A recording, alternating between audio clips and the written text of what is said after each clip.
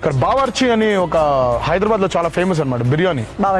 బావర్చి మన ఎన్టీఆర్ గారు చెప్పారు కదా, అంత ఫేమస్ అయిన బిర్యానీ మనం కూడా ఎలాగైనా తినాలని ఆర్టీసీ క్రాస్ రోడ్స్లో ఉన్న బావర్చి బిర్యానీకి గూగుల్ మ్యాప్ వేసుకొని మరీ వెళ్ళాం.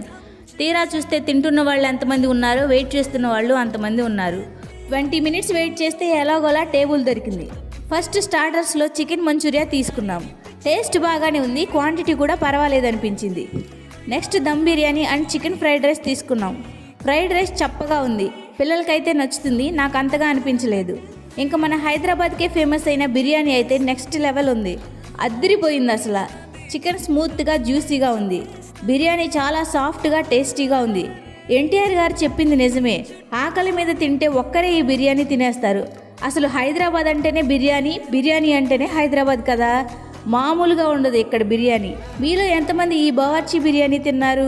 తింటే కామెంట్ చేయండి. ఈ వీడియో నచ్చితే లైక్ చేయండి, సబ్స్క్రైబ్ చేయండి. Thank you.